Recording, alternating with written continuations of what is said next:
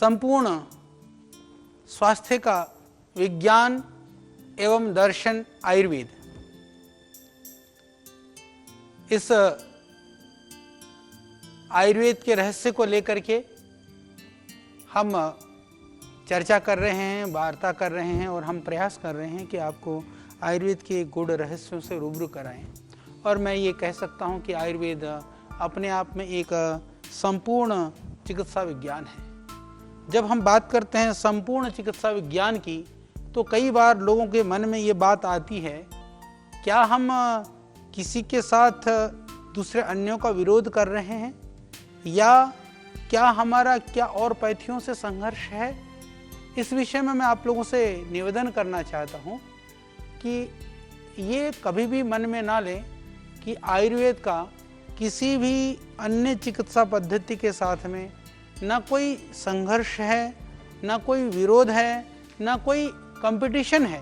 हम कोई किसी पद्धति के साथ में आयुर्वेद का संघर्ष नहीं मानते हैं, और हम ये मानते हैं कि जब रोग अत्यंत प्रबल अवस्था में हो, जिसको हम कहते हैं कि उसे नियंत्रित करने के लिए जो एक्यूट मैनेजमेंट है, जैसे कि आज एक्यूट मैनेजमेंट के लिए हमको एलोपैथिक का सहारा लेना पड़े तो लेना चाहिए, ये बुद्धिमत्ता है। तो हम विज्ञान के विरोधी नहीं हैं, हम साइंस के विरोधी नहीं हैं, परंतु हम विज्ञान के नाम पर जो ढोंग पाखंड ढकोसला है, हम उसके विरोधी हैं। तो इसलिए मैं कहता हूँ कि अत्यंत प्रबल अवस्था में तो आदमी को रोग के कंट्रोल करने के लिए आपको मॉडर्न मेडिसिन सिस्टम के अंदर यदि आपको कोई दवाई लेनी पड़े या आवश्यकता पड़े, जैसे मैं कहूँ कि एकदम बहुत ज़्यादा हाइपरटेंशन है, हाई बीपी बढ़ा हुआ है, हालांकि मुक्तावली बहुत ही बढ़िया है इसके लिए। आप योगासन प्राणायाम करें तो बीपी को आप कंट्रोल कर सकते हैं, परंतु ऐसा नहीं कि बीपी बढ़ा हुआ है, बहुत ज़्यादा बीपी है। मैं ये नहीं कहूँगा कभी भी कि आप उसी दिन से यदि आपने योग करना शुरू कर दिया तो पहले दिन में एलोपैथिक दवाई बंद कर दो। हम नहीं कहेंगे कि उसी जिस दिन आपने आयुर्वेदिक दवाई शुरू कर दी उसी दिन आप एलोपैथिक बंद कर दीजिए, बिल्कुल भूल नहीं करना है, ऐसी गलती आपको नहीं करनी है। परंतु हम इस बात को भी पूरी प्रामाणिकता के साथ कहते हैं कि जिंदगी भर आपको बीपी की गोली की खाने की आवश्यकता नहीं पड़ेगी। यानी धीरे धीरे जब आप अपनी एलोपैथिक डोज को बीपी मपाते हुए, चेक कराते हुए, ऐसी गलती नहीं करना कि आपको बीपी हाई है परंतु पता चला कि आपने बीपी चेक करवानी छोड़ दी, या आपको कोई कार्डिक डिजीज है, कार्डिक प्रॉब्लम है, तो पता चला कि आपने दिखाना ही बंद कर दिया। ऐसी गलती मत करना। कुछ ऐसे डिजीज हैं जहाँ तो हमको फिजिकली पता चल जाता है, जैसे आपको अर्थराइटिस है तो अर्थराइटिस के लिए तो पता चल जाता है कि स्वेलिंग है, दर्द है, बार बार एक्सरे या आपको किसी तरह से एमआरआई ना भी कराएं, कोई ज़रूरी नहीं है फालतू में पैसा खर्च करना। परंतु हाइपरटेंशन है, डायबिटीज़ है, हार्ट की ट्रबल है, तो ज़रूर आपको चेक करा लेने चाहिए, क्योंकि उसमें एकदम बाहर से शरीर देख के पता नहीं चलता है। तो जैसे मैंने कहा कि आपको डायबिटीज़ है, हाइपरटेंशन है या कार्डिक प्रॉब्लम है, तो उस स्थिति में आप एलोपैथिक दवाई को एकदम ना छोड़िए। अभी हम लोगों ने एविडेंस बेस्ड मेडिसिन की हम बात करते हैं। हमने अभी हृदयामृत की, अभी क्लिनिकल ट्रायल तो हमारी पहले से हो ही रही थी, क्योंकि वो सदियों से, वर्षों से, सहस्रों वर्षों से आयुर्वेद में प्रयुक्त औषधियाँ हैं, तो क्लिनिकल तो चल ही रही हैं। आज हमारे पास जो PMR हमारा जो डाटा सेंटर है, उसके अंदर मैं आप लोगों को बताना चाहता हूँ कि हमारे पास आज 80 लाख से ज़्यादा रोगियों का डाटा और रिकॉर्ड है, जो दुनिया के बहुत सारे असाध्य या कष्ट साध्य या बहुत जटिल रोगों से ग्रसित रोगियों का डेटा है। उनमें से लाखों लाखों रोगी ऐसे हैं जो पूरी तरह से आज ठीक हैं। उसके बाद में भी जो एक्यूट मैनेजमेंट की बात है, हम फिर निवेदन करते हैं कि सहजता से उस चीज़ को शरीर में, जैसे आपकी शरीर की प्रकृति धीरे धीरे ठीक होने की तरफ हो, उसी तरह से वो भी डॉक्टर के परामर्श से आप अपने बीपी शुगर चेक कराते हुए दवाई कम कर दीजिए। आप अपनी दिनचर्या को बदलोगे, आप अपने योगासन प्राणायाम उस पर ध्यान दोगे, कुछ आयुर्वेदिक औषधियाँ लेनी शुरू कर दोगे तो हम ये कह सकते हैं कि योग, प्राणायाम और आयुर्वेदिक औषधियाँ ही एकमात्र ऐसा उपाय है कि जो इन रोगों से आपको पूर्णतया मुक्ति प्रदान कर सकता है। यानी कि बीपी ठीक करने के लिए योग और आयुर्वेदिक ही उपाय है। इसका मतलब ये नहीं है कि जिस दिन योग शुरू कर दिया उस दिन दवाई छोड़ दी। या अर्थराइटिस ठीक करने के लिए, ठीक है, दर्द हो पेनकिलर ले लो, नहीं तो फिर तो जरूरत नहीं पड़ेगी, परंतु डायबिटीज के लिए पहले दिन से दवाई नहीं छोड़नी है। यही मेरा निवेदन है कि इस तरह के रोगों को पूर्णतया ठीक करना चाहते हैं तो योग, आयुर्वेद, प्राकृतिक चिकित्सा, जो हमारे उपाय हैं, जो ऋषियों ने जिनका वर्णन किया है, यही श्रेष्ठकर है। इसी कारण से हम, चाहे वो हाइपरटेंशन है, चाहे वो अर्थराइटिस है, चाहे वो अस्थमा है, चाहे हार्ट की प्रॉब्लम है, चाहे थायराइड की प्रॉब्लम है, तो उसको हम रोकथाम, या हम सिर्फ कंट्रोल की बात नहीं करते हैं कि ये दवाई, आयुर्वेदिक दवाई से तुम्हारा कंट्रोल नहीं। जबकि मॉडर्न मेडिकल सिस्टम के अंदर में क्योर शब्द का प्रयोग करना अपराध है। हमारे जो रेमेडी एंड ड्रग जो एक्ट है उसके अंदर भी लिखा है कि बहुत सारी बीमारियों के नाम पे यदि आप कह देते हैं कि ये ठीक हो जाती हैं तो वो अपराध माना जाता है। पर मैं एक निवेदन करना चाहता हूँ, एक बहुत इंटरेस्टिंग कहानी है, क्योंकि भारत में तो फिर भी हम कह देते हैं कि ये कंट्रोल हो जाता है, क्योर हो जाता है, हम लोग कह देते हैं, पर विदेशों में बहुत ही इसको, ये इंटरेस्टिंग बात है और आपको जानने की बात है, उसको बहुत बड़ा अपराध माना जाता है। तो किसी ने, लोगों ने कहा कि स्वामी जी, जब हम वहाँ योग शिविर लगा रहे थे, बोले ऐसी गलती मत करना कि लोगों को मत कहना कि बीपी ठीक हो जाता है, शुगर ठीक हो जाता है, बोले ऐसा कहेंगे तो यहाँ पर तो इसको अपराध माना जाता है। तो स्वामी जी ने कहा जी अच्छा। तो दूसरे दिन, तीसरे दिन, जब 2-3 दिन योग कराते हो गए, बहुत सारे लोग पहले से ही योग करते थे, योग करते फिर उन लोगों ने कहा, स्वामी जी ने कहा उन लोगों से कि भाई ये बताओ कि बीपी किस किस को था, योग करने से कितनों का बीपी ठीक हो गया। तो बहुत सारे, सैकड़ों लोगों ने हाथ उठाया। फिर स्वामी जी ने कहा भाई जिनको शुगर की परेशानी थी, अब बिल्कुल औषधि नहीं ले रहे हैं, फिर भी ठीक है, कितने हैं? तो भी जो है 50 भाइयों ने हाथ उठाया। तो स्वामी जी ने कहा कि मैं नहीं कहता हूँ कि योग करने से बीपी ठीक होता है, मैं ये भी बिल्कुल नहीं कहता हूँ कि योग करने से डायबिटीज़ ठीक होता है, पर ये लोग कहते हैं कि हमने योग किया, हमारी शुगर ठीक हो गई, हमने योग किया, हमारा बीपी ठीक हो गया, तो भाई तुम जानो और ये जाने। यानी हमने अपनी बात भी कह दी और अपनी बात को, जो लोग ठीक हुए थे, जो बीमार था, यदि वो कह रहे हैं कि मैं फिजिकली फिट हूँ, मेरा मेडिकल रिपोर्ट बिल्कुल एकदम बेहतरीन है, तो इसमें फिर कोई शंका की या कोई प्रश्न की कोई बात नहीं है। परंतु चीज़ों को, क्रियाओं को हम ठीक से करें। इस विषय में एक बात मैं और कहना चाहता हूँ कि जब आप योग और आयुर्वेद की बात करते हैं, सही योग हो, सही आयुर्वेद हो, सटीक, जो हमारे यहाँ वात पित्त कफ आदि दोषों के अनुसार, और उचित औषधि और उसके लिए संबंधित औषधि, यदि ये आप ले पाएंगे तो ही ठीक हो पाएंगे। तो आयुर्वेद से ठीक हो सकते हैं, पर सही आयुर्वेद से ध्यान रख लेना।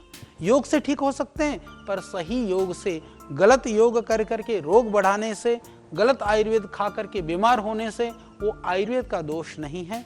वह जब, क्योंकि इस विषय में मैं थोड़ा और भी निवेदन कर देना चाहता हूँ, जब एलोपैथिक की बात होती है तो पूरी दुनिया में, जैसे आपने देखा कि कोरोना फैला तो पूरी दुनिया में WHO से गाइडलाइन हुआ कि क्या क्या मेडिसिन हमको ट्रायल करना चाहिए, क्या क्या दवाइयाँ देनी चाहिए। तो पूरी दुनिया में उसी तरह की चिकित्सा पद्धति पूरी दुनिया के लोग प्रयोग कर रहे हैं। ठीक है, वो कितना ठीक कर पा रहे हैं, नहीं कर पा रहे हैं, नहीं हो रहा है, वो अलग बात है।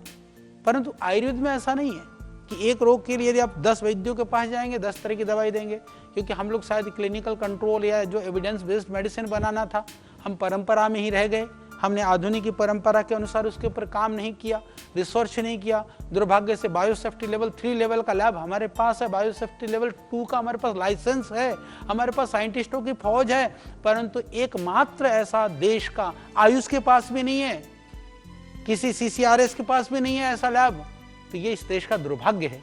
तो पतंजलि अपने बलबूते पर, अपने सामर्थ्य पर इस तरह का लैब निर्माण कर करके हम चला रहे हैं। तो इस तरह के अनुसंधान संस्थान ऐसे चाहिए, कई जगह पर होनी चाहिए, देश में अनेक स्थानों पर होनी चाहिए। तो ये बहुत ज़रूरी है। तो इसके लिए कि आप गलत औषधि के सेवन से कभी ये मत कहिएगा कि हमने आयुर्वेद लिया था, हम ठीक नहीं हुए। तो मेरा निवेदन ये है कि सही औषधि लीजिए और आप बहुत बीमारियों से बच सकते हैं, ठीक हो सकते हैं। जैसे मैंने कहा कि हमारे पास जो PMR जो सॉफ्टवेयर है, सिस्टम के अंदर पूरे जो जिन पेशेंट्स को हमने ठीक किया है उनके पूरे वैज्ञानिक दस्तावेज हैं हमारे पास, उनके प्रूफ प्रमाण हैं और इस दिशा में हम लोग लगातार काम कर रहे हैं। हमारे पूरे वैज्ञानिक और हमारे रिसर्चेज, हमारे बहुत सारे पेपर कंटिन्यू वर्ल्ड के टॉप लेवल के जर्नल्स में, नेचर से लेकर के बायोमोलिक्यूल्स से लेकर के वायरोलॉजी से लेकर के टॉप लेवल के जर्नल में, सेल से लेकर के अनेक, और हमको ये कहते हुए भी खुशी है कि पूरे भारतवर्ष में जितने आयुर्वेद के ऊपर जो रिसर्च पेपर पूरे देश के नहीं छपते हैं, उससे ज़्यादा आज पतंजलि की रिसर्च पूरी दुनिया के अंदर प्रामाणिकता के साथ छापा जाता है। इसीलिए मेरे भाई, आग्रह को छोड़ करके कई लोग इतनी बातें, इतने प्रमाण, इतना काम देने के बाद में भी यदि आप दुराग्रह में रहते हैं तो उस दुराग्रह से जो हानि है वो आपको हानि होगी।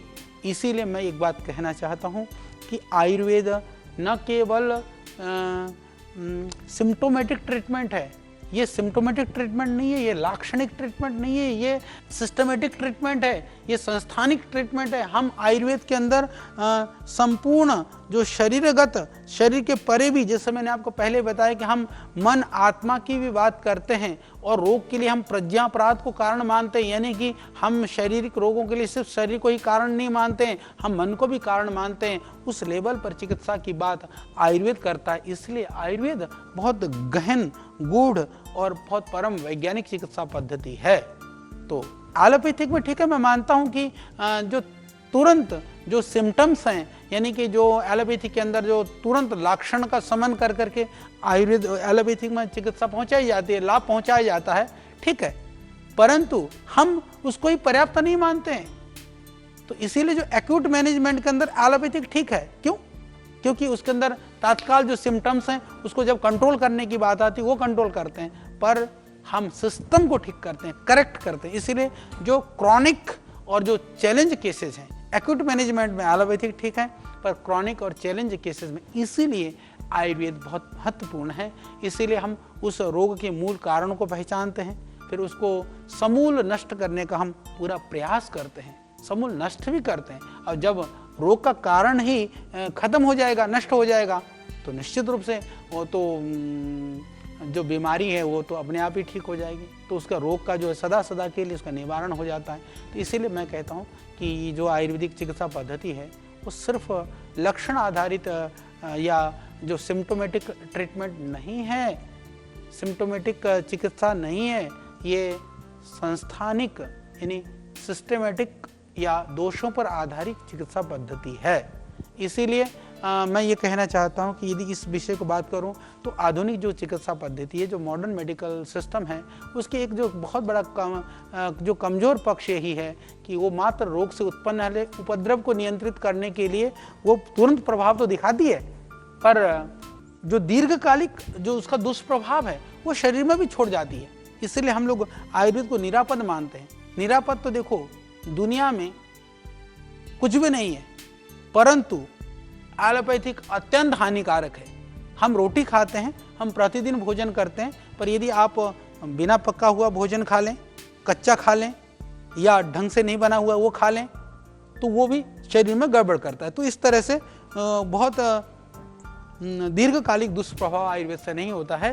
तो इसके सबसे बड़ी, जैसे मैंने बताया कि आयुर्वेद की जो विशेषता है कि किसी प्रकार का कोई भी रासायनिक, चाहे वो कोई केमिकल है या लवणीय जिसको हम साल्ट बोलते हैं, या हार्मोन है, या किसी भी तरह का असंतुलन है, या जो भी जीवाणु, जो बैक्टीरियल प्रॉब्लम है या वायरल है, अभी आप देख रहे हैं कि बहुत ज़बरदस्त एक ये वायरल अभी चल रहा है, इन्फेक्शन है, उन सबको नियंत्रित करने की बात हो, या किसी तरह का दर्द वगैरह हो रहा है उसका मैनेज करना है, तो इस सारी चीज़ों में जो है चिकित्सा पद्धति में रोकथाम के लिए, नियंत्रण के लिए, मैनेजमेंट के लिए, उसको सबके लिए मैनेजमेंट शब्द का प्रयोग होता हुआ। वहाँ पर ट्रीटमेंट नहीं होता, वो सब रोगों के लिए मैनेज करी जाती है, वो तत्काल दुष्प्रभाव को रोकने की बात की जाती है। पर हमारे यहाँ मैनेजमेंट जैसा शब्द नहीं, हमारे यहाँ चिकित्सा जैसे शब्द हैं, जैसे उच्च रक्तचाप हो गया, मधुमेह हो गया या दर्द निवारण हो गया। इन सब में मैं ऐसा बात करते कि हम आयुर्वेद में रोगों को नियंत्रित करने के साथ साथ में हम जिस कारण से रोग हो रहा है उसको मूल कारण का निवारण कर करके रोग को पूर्णतः निर्मूल करते हैं। और उसके साथ साथ में ये भी प्रयास रहता है, जैसे एलोपैथिक में रोग तो ठीक हो गया, वो उस समय की मजबूरी है, पर उसको रोग ठीक करते करते विविध तरह के रोग के जो साइड इफ़ेक्ट है, रोग के उसके साथ में दूसरे रोगों की उत्पत्ति वो हो जाते हैं। पर जब हम आयुर्वेद के हिसाब से चिकित्सा करते हैं तो हम ये ध्यान रखते हैं कि किसी भी तरह से उसका साइड इफ़ेक्ट ना हो। यह आयुर्वेद की सबसे बड़ी विशेषता है। अथवा आयुर्वेद और जो आधुनिक चिकित्सा पद्धति में मूलभूत यही अंतर है कि आयुर्वेद में शरीर की जो मूल कोशिका होती है, जिसको स्टेम सेल भी कहते हैं हम लोग, वहाँ से लेकर के कोशिका है, ऊतक है, अंतस्रावी जो ग्रंथियाँ हैं, आंतरिक जो अवयव हैं, उन सब से लेकर के जो पूरे शरीर तंत्र को हम शक्ति प्रदान करते हैं, औषधि से हम शुद्धि देते हैं और उसको पूरा संतुलित करते हैं। तो इसीलिए हम ये कह सकते हैं कि आयुर्वेद बहुत प्राचीन है, प्राचीन पद्धति का बहुत पुरानी चिकित्सा पद्धति है, मानव सभ्यता के जीवन के साथ जुड़ी हुई पद्धति है। उसके साथ में आयुर्वेद वर्तमान में भी उतना ही प्रासंगिक और वैज्ञानिक है। हमको ये समझना होगा कि यह निर्विवादित सत्य है कि हमको योग और आयुर्वेद की प्राचीनता को स्वीकार करना होगा, इसकी सत्यता को, इसके विज्ञान को। और एक बात मैं ये भी कहना चाहता हूँ, हमारे लिए गर्व और गौरव की बात होनी चाहिए। माननीय प्रधानमंत्री जी ने भी अभी हमको कहा कि यह आयुर्वेद को बढ़ाने का, आयुर्वेद के गौरव और आयुर्वेद के विज्ञान को स्थापित करने का ये समय आ गया है। तो ये बड़ी बात है। तो मैं इसलिए, क्योंकि ये आयुर्वेद पूर्ण वैज्ञानिक है, परंतु यह भी स्मरण रहे कि हमारे ऋषियों की देन है। जब आयुर्वेद बढ़ता है, आयुर्वेद दुनिया में पहुंचता है, तो हमारी संस्कृति भी पहुंचती है। ये विशुद्ध रूप से भारतीय ऋषियों की जो देन है, इसीलिए हम कहते हैं सा प्रथमा संस्कृति विश्ववारा, यानी कि यजुर्वेद में स्वयं भगवान कहते हैं कि ये पूरी दुनिया की ये प्रथम संस्कृति है। ये दुनिया की भारतीय मनुष्यों ने जो विश्व को विविध क्षेत्रों में बहुत दिया है। यदि आप प्राचीन काल की यदि बात करते हैं तो आप देखिए, जो शिक्षा की बात है, स्वास्थ्य की बात है, कानून की बात है, राज्य व्यवस्था की बात है, इन विविध विषयों में इनकी जो हमारी जो प्राचीन ऋषियों की जो देन है, चाहे वो शल्य में सुश्रुत की बात करें, चाहे राजनीति में चाणक्य की बात करें, एक एक हमारे यहाँ हमने सब कुछ दिया। यानी कि जितनी भी तरह की आज दुनिया के अंदर, चाहे वो खगोल है, चाहे भूगोल है, चाहे चिकित्सा है, चाहे स्वास्थ्य है, ये सब जो ऋषियों की जो देन है वो अतुलनीय है, विश्व के लिए अनुकरणीय है। दुर्भाग्य से आज हमारी नई पीढ़ी भी हमारी प्राचीन ऋषियों के उस देन को, उस उनके योगदान को, अवधारणा को नहीं समझते हैं। न समझने की वजह से आज हम हर काम में, हर अनुसंधान में, हर चीज़ों में हम विदेशियों का अनुकरण करते हैं। हमको लगता है हमारे यहाँ तो कुछ भी नहीं है, जो कुछ अच्छा विदेशियों का है। ऐसा नहीं है, जो कुछ अच्छा है या था वो हमारा था, और जो कुछ विदेशों से भी आ रहा है वो हमारा, जो हमने भुला दिया था, वो आज उन्होंने उसके ऊपर अनुसंधान किया तो हमारी चीज़ हमको ही सौंपा जा रहा है। इसके लिए मैं एक बड़ा प्रमाण आपको देना चाहता हूँ कि अब एक, जैसे हम सब जानते हैं कि योग तो हमारी ही है, आयुर्वेद हमारा है, तो अभी आयुर्वेद को लेकर के भी अब चाइनीज़ पद्धति को ज़्यादा लोग जानते हैं। जड़ी बूटी की बात आती है तो लोग चाइनीज पद्धति की बात करने लगे। अब योग की बात आती है तो एक ऐसा तबका जर्मनी में और एक ऐसा तबका यूके के अंदर है जो इस रिसर्च के लिए लगा हुआ है, इस अनुसंधान के लिए लगा हुआ है कि वो ये सिद्ध करने के लिए प्रयास कर रहा है कि योग की विधाएं वो भारत की विधा नहीं है, वो योग की विधा वो यूरोपियन देश या यूके की विधा है। इसके लिए भी काम कर रहे हैं।